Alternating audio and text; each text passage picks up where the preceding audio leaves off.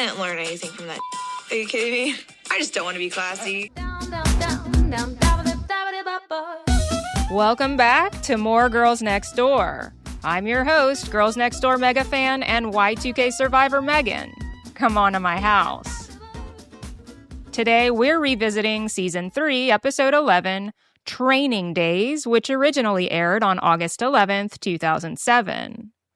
One thing I've noticed after watching nearly 3 full seasons of The Girls Next Door is that the episode titles usually tell you exactly what the producers want you to focus on, but rarely what the episode is actually about. When I first saw Training Daze, I assumed this was going to be another one of those Frankenstein episodes where several unrelated storylines are stitched together under a common theme. And in a way, it is. Everyone is technically training for something. Holly is learning the ropes behind the camera as she takes on a larger creative role at Playboy. Bridget is trying to convince Wednesday that every dog walking past her bedroom door isn't a sworn enemy. And Kendra is off to Etiquette boot camp. Whether she actually graduates is another story entirely. But the more I watched, the more I started wondering if there was another reason this episode feels so disconnected.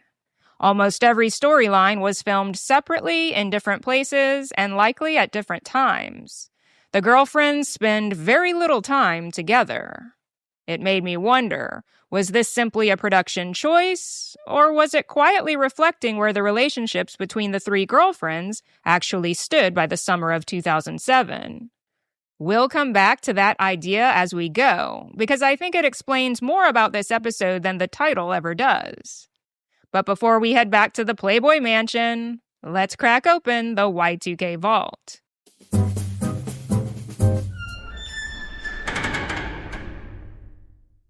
August 2007 was a rough month to be Lindsay Lohan. After spending time in rehab earlier that summer, Lindsay had barely been out for 2 weeks before making headlines all over again. She was arrested for driving under the influence and cocaine possession after police found her following a late-night car chase in Santa Monica. If you were alive in 2007, there was absolutely no escaping this story. Entertainment Tonight covered it, TMZ covered it, Perez Hilton covered it, usually with several unnecessarily mean captions. Every grocery store checkout line had Lindsay's face on at least 3 different magazine covers, all asking some version of, has she finally hit rock bottom? Looking back, it's hard not to see how relentless celebrity coverage was during the 2000s. The tabloid era treated public meltdowns almost like serialized entertainment. Every arrest, every rehab stay, every paparazzi photo became another week's headline. By the end of the year, Lindsay would spend 84 minutes in jail because of overcrowding before being released, becoming one of the defining celebrity news stories of 2007. Meanwhile, just a few miles away from all that Hollywood chaos, the residents of the Playboy Mansion were spending their weekend in flapper costumes at silent films, on radio segments, and trying to curb Kendra Wilkinson's propensity to flirt, burp, and twerk. Honestly, only 2007 could make those stories feel like they belonged in the same timeline. And now, if you'll kick off those candies, hang up the trucker hat, and silence your sidekick, we'll get into Training Daze.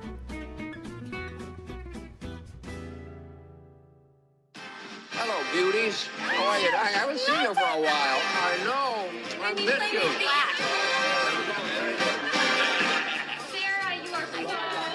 Hef's other obsession in life is movies, and tonight we're going to do a screening of Flesh and the Devil. When I found out that the movie was 1920s, I knew of the perfect dress that I had to borrow from the Playboy TV studio, and it had sequins and beads that were like flapper style, so Hef said it was perfect for the movie. It is movie time. We open inside the Great Hall where a mansion field trip is assembling. Sarah Underwood, fresh off becoming Playmate of the Year, greets Hef with a hug around the neck and a kiss on the cheek before joining everyone else. Holly catches my attention immediately. She's wearing a camel-colored pantsuit with a matching fedora that honestly looks like she wandered off the set of an old detective movie. It's a bold choice, and for about 30 seconds, it makes absolutely no sense. Then Holly explains where they're headed. Hef is taking everyone downtown to a special screening of the 1926 silent film Flesh and the Devil. If you've never heard of it, Flesh and the Devil is considered one of the defining romantic dramas of the silent film era. It starred John Gilbert alongside the legendary Greta Garbo, whose magnetic screen presence helped transform her into one of Hollywood's very first international superstars. The film is remembered not only for its dramatic love triangle, but also for the undeniable chemistry between Garbo and Gilbert, who famously became a real-life couple during production. For film historians, it's one of those landmark movies that represent the golden age before talking pictures changed Hollywood forever. So Holly wasn't dressing like a private investigator after all. She was leaning into vintage Hollywood glamour. That makes a lot more sense. Of course, if Holly is dressing for the occasion, there's no way Bridget is going to miss the opportunity.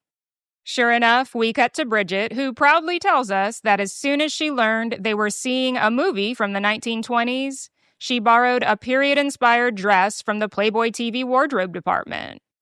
She appears wearing an ice blue beaded gown with a matching headpiece tucked into an elegant French twist. If anyone at the mansion was secretly waiting for an excuse to cosplay the Roaring Twenties, it was Bridget. The whole group piles aboard the familiar luxury coach bus and heads into downtown Los Angeles. Kendra, meanwhile, looks like she's been told they're driving straight to the dentist. She spends the ride sitting beside Crystal Camden, complaining about what lies ahead. Down to see the movie. Silent movie for 3 hours. 3 hours? Come on. Like, there's no popcorn, there's no gummy bears, like, there's no beer, like, what the A silent movie? For 3 effing hours? No beer, no snacks? For someone whose love language is buffalo wings and fistfighting at a football game, 3 hours of black and white silent cinema probably felt like community service. The luxury coach eventually pulls up outside the magnificent Orpheum Theater in downtown Los Angeles. Built in 1926, the same year Flesh and the Devil premiered, the Orpheum is one of the last surviving grand movie palaces from Hollywood's golden age. It was part of the famous Orpheum vaudeville circuit before becoming one of Los Angeles's premier movie theaters. Over the decades, it has hosted everyone from Julie Garland and Ella Fitzgerald to movie premieres, concerts, television productions, and countless music videos. Even if you don't recognize the name, you've almost certainly seen it. It's appeared in everything from Spider-Man and The Artist to music videos by Beyoncé, Taylor Swift, and Guns N' Roses. It's one of those rare places that somehow manages to look glamorous no matter what decade it's pretending to be. Inside the theater, an MC welcomes everyone to the event before revealing something I wasn't expecting. This evening isn't just a private outing organized by Hef. He's actually sponsoring the screening. The event is raising money for preservation efforts benefiting historic Los Angeles landmarks, something Mary O'Connor had encouraged Hef to support. I actually love hearing little stories like this because they remind you that Mary's influence stretched far beyond keeping Hef's schedule organized. She genuinely cared about preserving history. And Los Angeles, despite being one of the entertainment capitals of the world, hasn't always done the best job preserving its own. Unlike cities like Boston, New York, or Charleston, where entire neighborhoods have been carefully protected for generations, Los Angeles spent decades tearing down many of its architectural treasures in the name of progress. Beautiful movie palaces, historic hotels, old neighborhoods, gone. Parking lots, office buildings, another strip mall. By the time preservation efforts really gained momentum, a surprising amount of the city's history had already disappeared. Places like the Orpheum survived because organizations fought to save them. Otherwise, there's a decent chance this screening would have been taking place inside a CVS. Once the lights dim, the cameras immediately find Kendra, and she looks exactly how you'd expect. Head tilted, eyes half closed, trying with every ounce of strength not to fall asleep. Hey, at least she showed up. If someone invited me to watch a 3-hour silent film after promising there wouldn't even be popcorn, I'd probably fake a migraine. The next morning, we're back at the mansion where we learned something that completely caught me off guard. Ready to go bye-bye? You ready to go do your radio show? Playboy has a radio station on Sirius 198. So every Friday, I pack Wednesday up and I host the Bridget and Wednesday Friday show. And it's basically a 1-hour talk show. And I just talk about everything that goes on at the mansion. I always have a guest on. Oh, honey, who's here? Apparently, Bridget has been hosting a weekly Playboy radio show. Excuse me? How has this never come up before?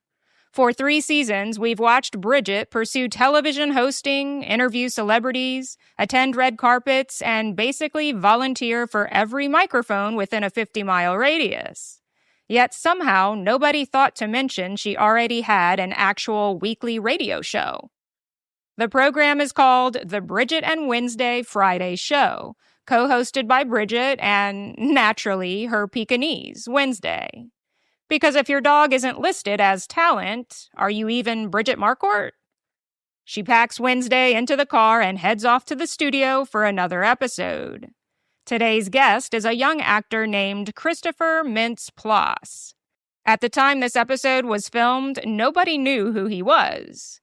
He was a 18-year-old high school graduate from San Fernando Valley who had never appeared in a feature film before. In fact, Superbad was his very first movie role. He beat out hundreds of actors to play the socially awkward Fogel, better known by the fake ID that would instantly become part of pop culture history, McLovin. The funniest part is that when this episode aired, the movie hadn't even been released yet, so viewers were essentially watching Bridget interview a complete unknown.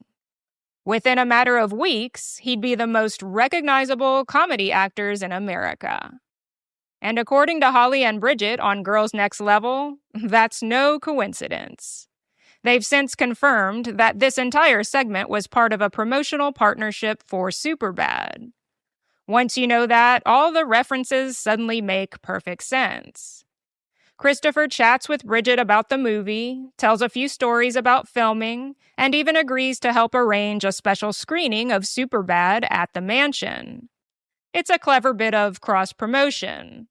Although I have to laugh imagining how confusing this would have been if the movie had bombed. Instead of McLovin, he would have just been that guy Bridget interviewed with the tiny dog.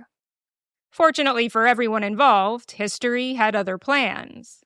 And while Bridget is busy interviewing Hollywood's next breakout comedy star, back at the mansion, Kendra is brushing her teeth, while the toilet finishes flushing behind her. Gross.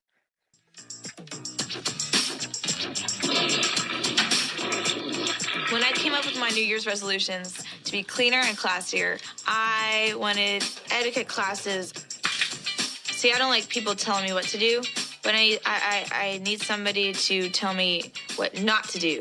I am me. I am not a proper bitch, you know? I am very, very happy burping and using my forks the way I want to use my forks. And I need somebody to tell me, like, how to say.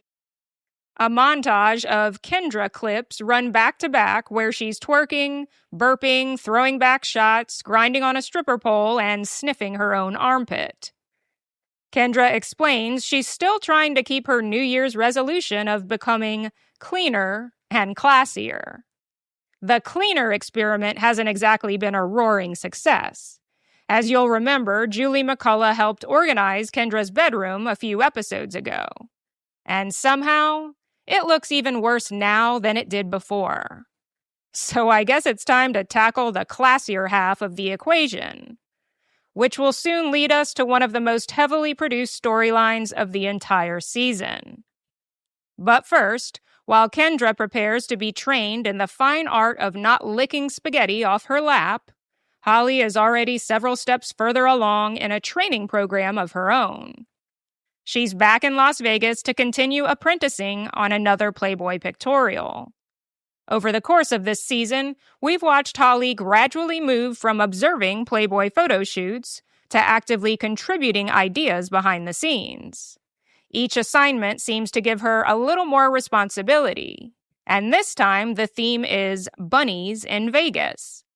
Our old friend Chris from the Palms Public Relations Department reappears to greet Holly as she steps out of the hotel's unmistakable putrid green limousine. Chris escorts her upstairs to the Hugh Hefner Sky Villa, where Playboy photographer Arnie Freytag is already preparing for the day's shoot. Waiting for them is their first model, Playboy bunny, Lindsay, who will be posing inside the villa's enormous luxury bathroom. So while Bridget is learning how to command a Pekingese and Kendra is preparing to be disciplined every time she swears, Holly is learning how to produce an actual Playboy pictorial. Not all training programs are created equal. A black town car pulls up outside the mansion, and out step two women dressed in matching business suits, pearl necklaces, pantyhose, and sensible pumps. If you've ever wondered what 2007 television considered the universal costume for etiquette expert, apparently this was it. Their names are Camille Carida and Diana Carida. And according to the show, they're here to help Kendra become a little more refined. After introductions, Kendra explains she'd like to work on everyday manners, using fewer curse words, listening better, being a little more polished. Those all sound like reasonable goals. The problem is, Kendra has absolutely no interest in achieving any of them. From the very beginning, she's treating the entire lesson like she's auditioning for a Nickelodeon prank show. Camille tries to explain proper communication. Kendra interrupts. Camille tries to discuss language. Kendra swears. Do you guys teach, people not to cuss, too? Yes, because that is my number one thing. I'm the worst at cussing. Damn it. I want to do it. Keep your feet straight, okay? I feel like cussing helps me, though. Every time you cuss or you say a curse word, you're going to pinch yourself.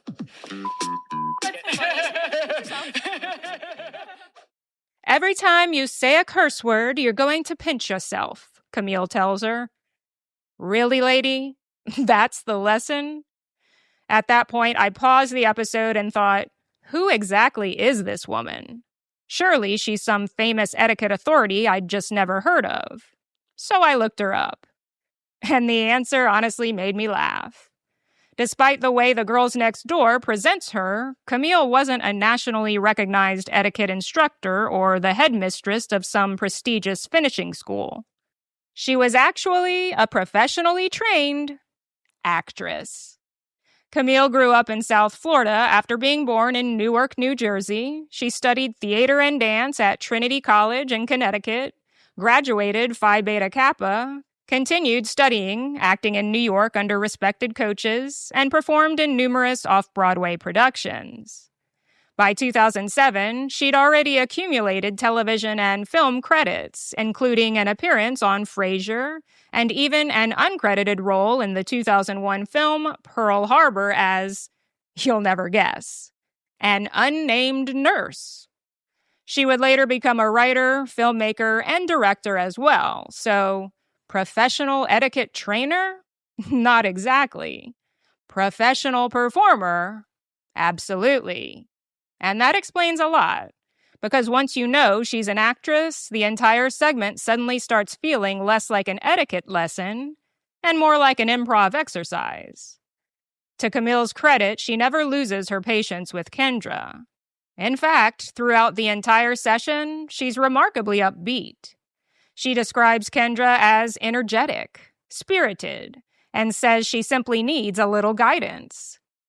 Watching it today, I actually came away feeling a little bad for Camille, because the episode wants us to believe she's some stern, humorless etiquette teacher trying to force Kendra into becoming someone she isn't.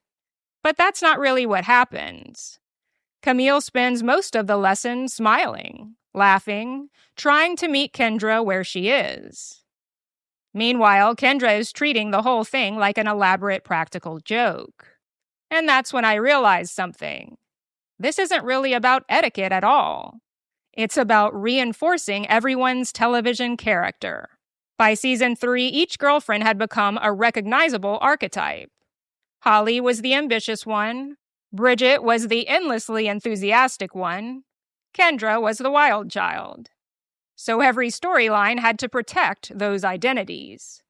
If Kendra actually embraced etiquette, even just a little, the joke would be over.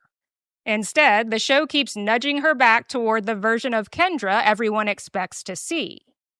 Which makes for some funny television, but maybe not the fairest portrayal of the guest stars brought in to help. Because unlike Julie McCullough organizing Kendra's bedroom, or these etiquette coaches trying to teach manners, their role was never really to succeed.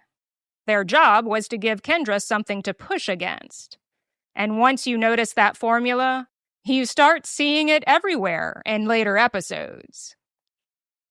While Kendra is busy resisting every ounce of self-improvement, Bridget is working on a student who's actually interested in learning. Wednesday. Bridget meets with dog trainer Kathy to address one behavior that's recently become a problem. Apparently, Wednesday has developed a habit of aggressively barking at other dogs whenever she hears them outside Bridget's bedroom door. The show cuts to footage of Winnie, her nose jammed under the door as she runs back and forth, chirping and barking at the animal on the other side. Kathy begins working on positive reinforcement. Treats, simple commands, building focus, it's all very textbook. Although Wednesday seems to have one very specific interpretation of the lesson. Every command apparently translates to, "Where's my cookie?" Sit, cookie. Stay, cookie. Look at me, Wednesday. Cookie. Winnie. Down. Down.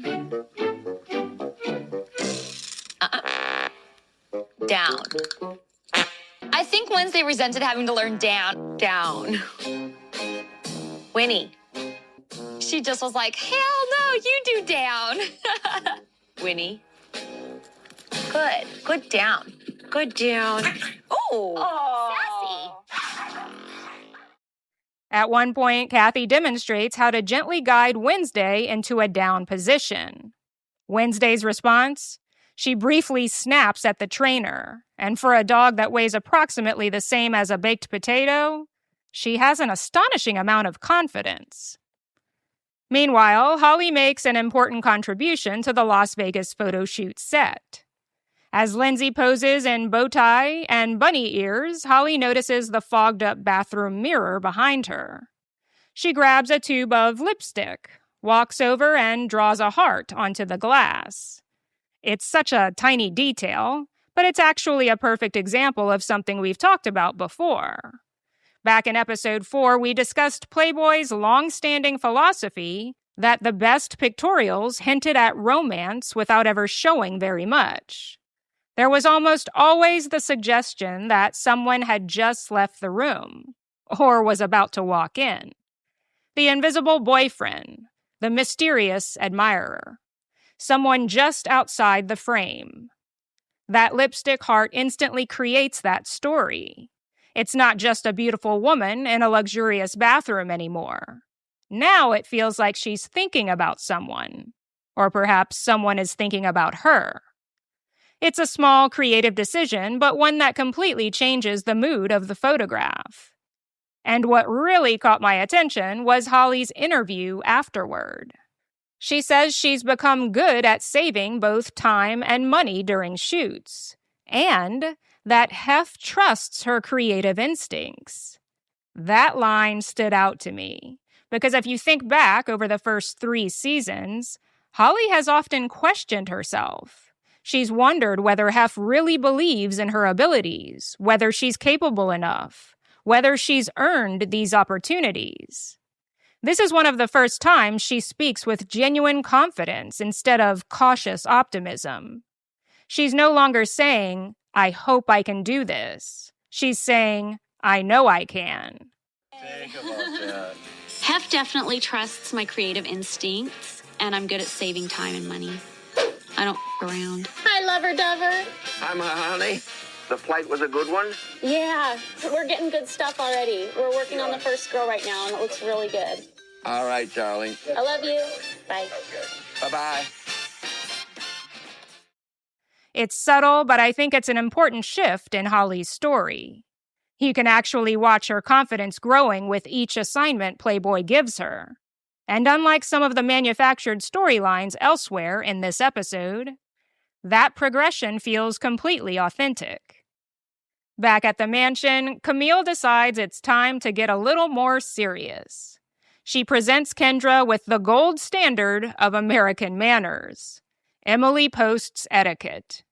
For over a century, Emily Post's name has been practically synonymous with etiquette in the United States. The original book was first published in 1922, and generations of families have turned to it for everything from proper dinner table behavior to writing thank you notes and navigating awkward social situations. In other words, if there was ever a book that stood a chance of teaching someone manners, this was it. Kendra accepts the gift, stares at it for a moment like someone just handed her a calculus textbook written in ancient Greek, balances it on her head, and walks out of the room. Well, I guess technically she was practicing posture. Upstairs, Bridget and Kathy continue working with Wednesday. The idea is simple. Reward the behavior you want, ignore the behavior you don't. Unfortunately, Wednesday seems to have reached the conclusion that she's actually the one training the humans. She performs exactly one command, collects her payment, and then immediately starts negotiating for another treat. After a few successful repetitions, Bridget is convinced they're making real progress. So Kathy decides to introduce the ultimate test, Holly's Pomeranian Harlow. The moment Harlow enters the room, Wednesday spins around, snarls, and lunges. So, perhaps we're not ready for Westminster just yet. One successful sit does not erase years of tiny dog confidence. Still, Bridget handles it well. She doesn't scold Wednesday. She simply resets the exercise and keeps working. Downstairs, Kendra has advanced to table manners, or perhaps table anti-manners. I wanted pasta. We'll talk a little bit about... Oops. Okay. Oh. So, no. Okay, if you drop something... Oh, no. The fork goes back in the right hand. Now you're done with your meal, let's say. No. We don't put a knife in your mouth. And if you are at a dinner party and you have to use the restroom, you can just say, excuse me, I'll be right back. I'm always like, I'll be right back. Like, yeah, let's stay away from that. That's just too much information. right. Camille has prepared a simple spaghetti lunch to demonstrate proper dining etiquette. Almost immediately, a noodle falls into Kendra's lap. Without missing a beat, Kendra picks it up, eats it, and then licks her fingers. The look on Camille's face, I don't even know how to describe it. It's somewhere between a kindergarten teacher discovering someone ate the glue and a wedding planner watching the cake fall over. She somehow maintains her composure, but you can practically hear her soul leaving her body. Again, this is where I think the editing is doing a lot of heavy lifting, because everything is cut together for maximum chaos. One interruption, one swear word, one exaggerated reaction, another interruption. It's funny, no question, but it's also becoming increasingly obvious that we're watching a produced comedy sketch rather than a sincere etiquette lesson. Even back in 2007, I remember thinking, there is absolutely no way Kendra requested etiquette classes because she genuinely wanted to become a proper lady. Nobody expected the final scene to end with Kendra speaking in a British accent and hosting a diplomatic dinner. The outcome was predetermined from the moment the cameras started rolling. The lesson wasn't there to transform Kendra. It was there to remind viewers exactly who Kendra was. And to Camille's credit, she never takes the bait. She stays patient, encouraging, positive. The show may be playing the situation for laughs, but Camille never comes across as mean-spirited or judgmental. If anything, she seems determined to find something encouraging to say after every derailment. That optimism is probably the most authentic thing about the entire storyline. Meanwhile, Holly's day in Las Vegas isn't over just yet. Her second bunny pictorial features model Taina posing in an oversized bathtub overflowing with bubbles inside the Sky Villa. If Lindsay's set was all about glamour, this one leans into playful fantasy. Again, Holly is right there beside Arnie Freytag, helping fine-tune the details that most people would never even notice. The lighting, the props, the composition. It's becoming increasingly clear that she's no longer just shadowing the photographer. She's contributing creatively. Pretty things. I think Hef is really happy with what I'm doing and the progress I'm making. Otherwise, he wouldn't have put me on the job. I think I've proven myself. I just have to see how I keep handling the challenges. As the shoot wraps, Holly reflects on how much she's learned through these assignments and says she feels like she's proving herself to Hef with every opportunity she's given. I think that's one of the more satisfying arcs we've watched this season. Unlike some of the more manufactured storylines, Holly's progression feels earned. Every few episodes, we see her trusted with a little more responsibility, a little more creative input, a little more independence. It's slow, but it's believable. Back at the mansion, the etiquette lesson has somehow wandered into a discussion about pimp cups. Because of course it has. Kendra enthusiastically explains the proper way to hold one. You see, I hold it like this because I'm going to get really, really drunk. Camille pauses just long enough to choose her words carefully before replying, let's refrain from getting incessantly intoxicated because that's when behaviors can occur that might make others uncomfortable. For the first time all episode, Diana decides to join the conversation. She smiles and asks, "So, Kendra, can I see the pimp cup?" Kendra lights up. Finally, a topic she's qualified to teach. She races upstairs and returns carrying not only the infamous pimp cup, but the matching cane. Naturally, this evolves into Kendra demonstrating her full-on pimp walk around the room. I'd like to see what that looks like. I'm not too crazy about the whole pimp cup thing. I'd like to see her be a little bit more ladylike. My cane. Is that beautiful or what? And my pimp cup. Okay, cane is interesting. This is the one I kind of bring out all the time. Like in the beginning of the night, I usually hold it like this. The etiquette lesson has now officially left the building. At this point, I don't even know why Camille is still carrying around the Emily Post book. She'd probably have better luck reading it to one of the peacocks. Upstairs, Wednesday gets another chance to redeem herself. This time, one of the mansion butlers walks several dogs past Bridget's bedroom door. Normally, this would send Wednesday into full DEFCON 1. Instead, she notices them, looks toward the door, and stays calm. It's a small victory, but it's a genuine one. Bridget is thrilled. In fact, she's so thrilled that she immediately starts imagining Wednesday's future career. Commercials, television appearances, celebrity dog status. Bridget, I love your optimism. But maybe let's master don't attack visiting dogs before we start negotiating endorsement deals with pedigree. It's very Bridget, though. Give her one tiny success, and she's already planning the sequel. Eventually, the etiquette lesson comes to an end, and Camille and Diana prepare to leave the mansion. Before they go, Camille remains surprisingly optimistic. She tells Kendra that she genuinely believes she could learn proper etiquette if she decided it was important to her. It's a gracious conclusion, especially considering what she's just spent the last several hours enduring. Then the producers immediately undercut the entire thing. We cut to Kendra's confessional. "I didn't learn shit," she says with a laugh. "I just don't want to be classy." And just like that, 3 separate episodes devoted to Kendra's New Year's resolution come to an end. I'll admit, this storyline has always been one of my least favorites of season 3. Holly returns from Las Vegas just in time for one of Hef's familiar movie and buffet nights. And in a nice bit of symmetry, the episode ends exactly where it began.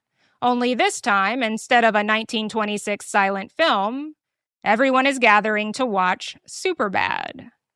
Suddenly, Christopher Mintz-Plass's appearance on Bridget's radio show makes perfect sense. The cross-promotion comes full circle. And according to Holly and Bridget on Girls Next Level, that's because this episode was tied to the movie's marketing campaign. Once you know that behind-the-scenes detail, the whole structure of the episode clicks into place. As the evening winds down, the Girls Next Door returns to one of its oldest storytelling devices. Each girlfriend reflects on where she is in life and where she hopes to go next. I am McLovin.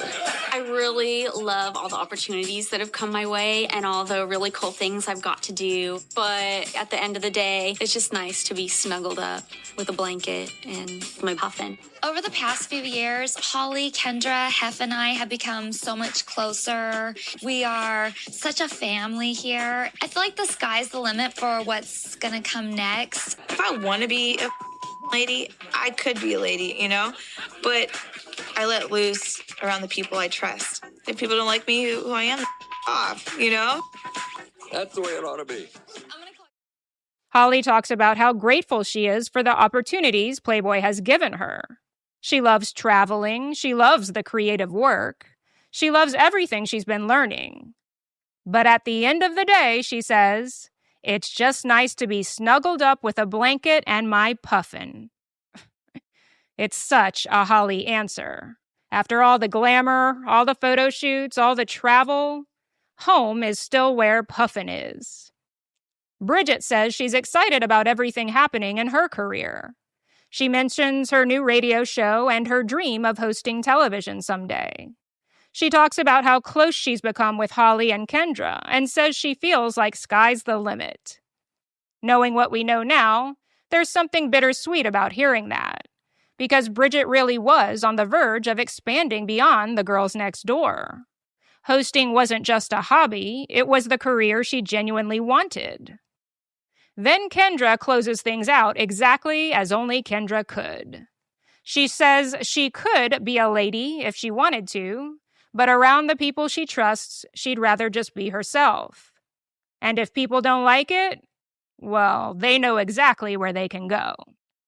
There's one more interesting piece of behind-the-scenes history attached to this episode. Holly and Bridget have revealed on Girls Next Level that Training Daze was originally intended to be the season 3 finale.